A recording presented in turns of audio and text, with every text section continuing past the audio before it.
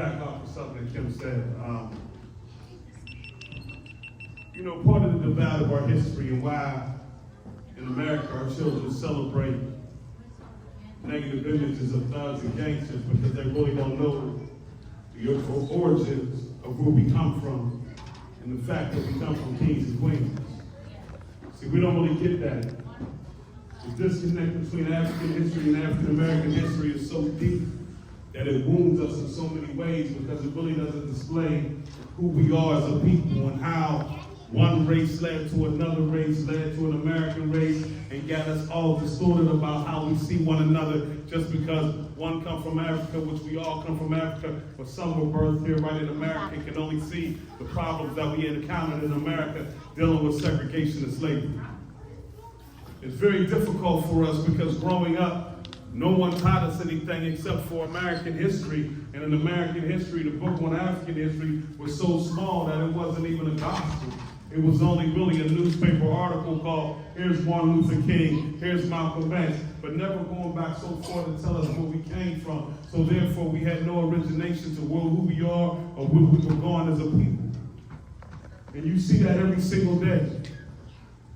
If we can't get African history, African American history from our public school systems, if we can't make it a curriculum of knowledge where people know, if we can't continue to teach our children exactly where we come from and why this is important, then we can't change the image of how we see ourselves.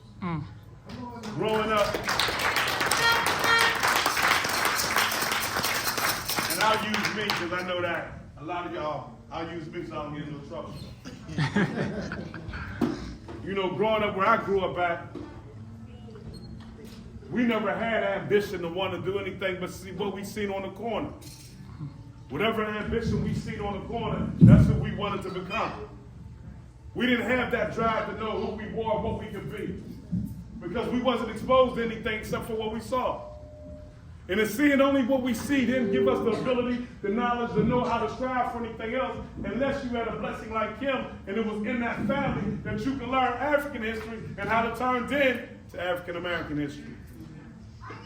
That's why it's so important that we always remember going forward to allow our kids to know the origin by which they come from. Because if we're ever going to break this cycle of poverty, if we're ever going to break this cycle of poverty, we can have a million workforce development programs, a million parts of, professional development. But I don't care what your title is, if your mind is still poor, you're poor. And the only way that you can break that cycle is if you have an understanding of who you are and why you're here. Everybody has a purpose and a destination. And we as a people that sit in this room today that know that have an obligation to share that. But we become to some communities as professors. When I was in college, I hated professors, let me be clear. When I was in college, I liked teachers, not professors. Professors profess to tell you what you need to know right on the chalkboard or a whiteboard and leave it there for you to interpret. A teacher will engage you in a way that allows you to know exactly what you come to learn. And so we have to become better teachers in life. Everybody here is a teacher. Don't profess to me what you know, I really don't care. Teach me what I need to know and I'll follow you for life. So at the end of the day, if you want to break the cycle of poverty, break the cycle of violence, teach these kids who they are, and then they'll be directed in the way to go. Thank you.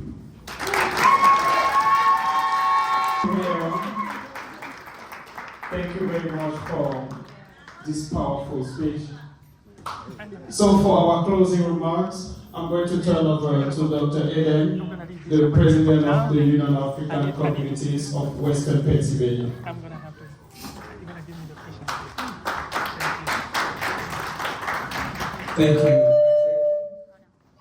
So on behalf of the Union of African Communities, I want to say a big thank you to everybody, to the mayors, to the chiefs, to the professors, to the university, and to everybody for coming out. We love you all. Long live Africa, and long live the Union of African Communities. I want to call here the executives of the Union of African Communities, if you want to come up, so you can see the folks behind the organization. I'm also going to call Dr. Susan, Dr. Lele, and all the organizers and volunteers, Reese, everybody, please come out. It's all good. Another fight. Oh my God. Sir, Queen, you did good, babe. You did a great job.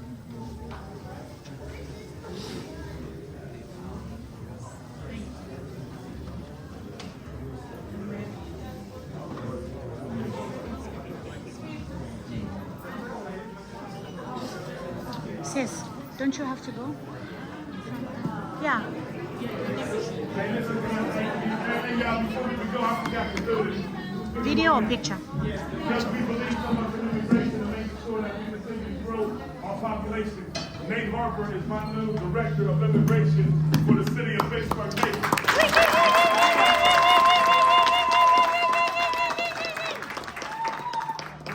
You were overseas for how long? 18 years. 18 years he was overseas. So I want to make sure y'all know who he is, because everything that's running, that we're doing, the international parade and everything, will be running through Nate. Amazing. Congratulations.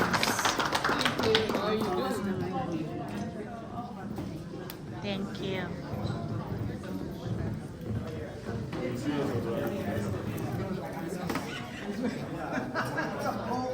I'm out here.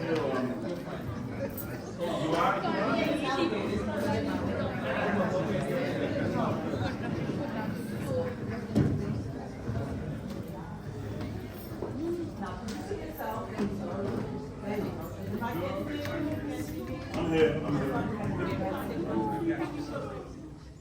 Angela Mike, what's up?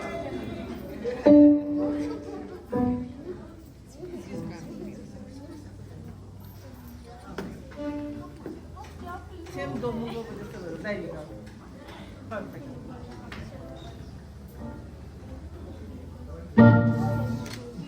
Don't move.